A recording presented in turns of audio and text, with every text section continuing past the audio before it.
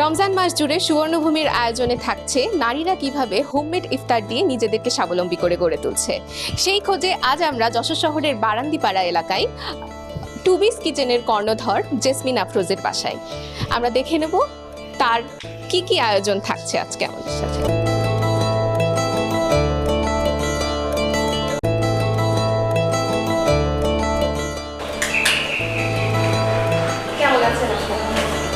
Jasmine Afroz একসময় বাঘারপাড়ার একটি কলেজে শিক্ষকতা করতেন। পারিবারিক দায়িত্ব ও পেশাগত ব্যস্ততার মধ্যেই চলছিল তার জীবন। 2020 সালে করোনা ভাইরাসের প্রাদুর্ভাবে শিক্ষা প্রতিষ্ঠান বন্ধ হয়ে গেলে জেসমিন আফরোজ নিয়মিত চাকরির বাইরে চলে যান।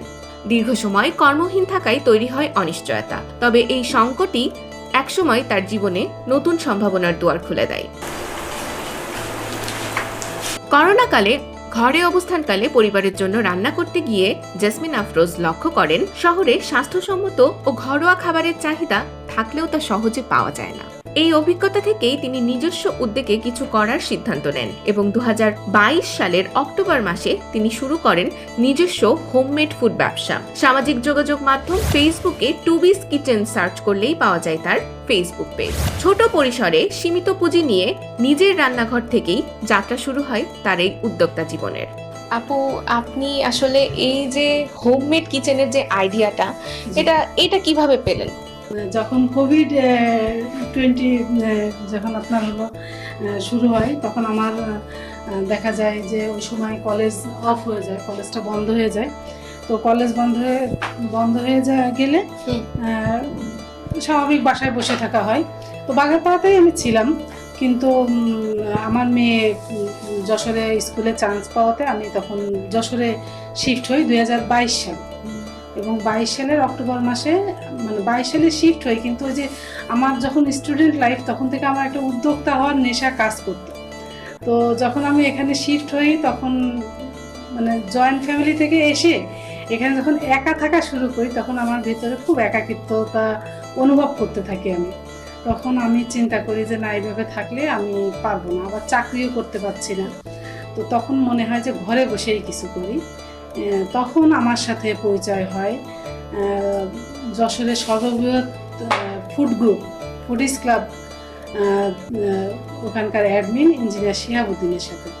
তো ভাইয়ের হাত ধরেই আমার এই বিজনেসে আসা, এবং আমার রান্না তারও ভালো লাগে, পরে অনেককে দিয়ে সবার পছন্দ হয়, তখন শুরু করি ঘরে বসে এই বিজনেস। অতিরিক্ত তেল মশলা ও কৃত্রিম উপাদান পরিহার করে ঘরোয়া স্বাদের খাবার তৈরি তার মূল লক্ষ্য। ধীরে ধীরে পরিচিত জন ও ক্রেতাদের ইতিবাচক সাড়াই তার খাবারের গ্রহণযোগ্যতা বাড়তে থাকে। রমজানেও রয়েছে হোমমেড ফুডের ব্যাপক চাহিদা। যে প্ল্যাটফর্মের মাধ্যমে বিক্রি করছেন সেই পেজটা, ফেসবুক পেজ, এটার নাম হচ্ছে টুবিস কিচেন। তো টুবিস কিচেনটাই কেন? খুব অসংখ্য ধন্যবাদ এই প্রশ্নটা করার জন্য। এই প্রশ্নটা না করলে আমার উদ্যোক্তা জীবনটাই আমি মনে করি বৃথা। তো টুবিস কিচেন, আমার এই নামটা দেওয়া আমার মায়ের নামে। আমার নানা মাকে ডাকতো আদর করে টুবি বলে।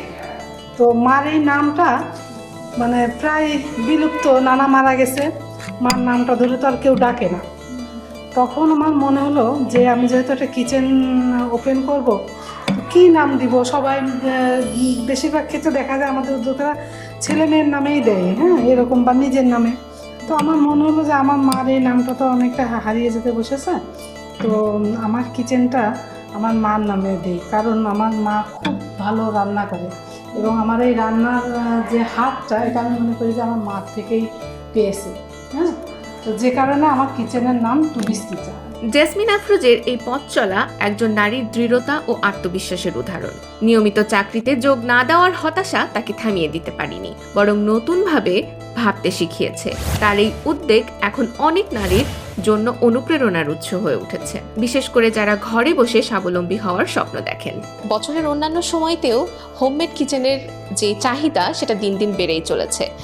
আগামী দিন থাকবো আমরা অন্য একটি গল্প নিয়ে। ততক্ষণ পর্যন্ত আমাদের সাথেই থাকুন। সুবর্ণভূমি ডেস্ক, যশোর।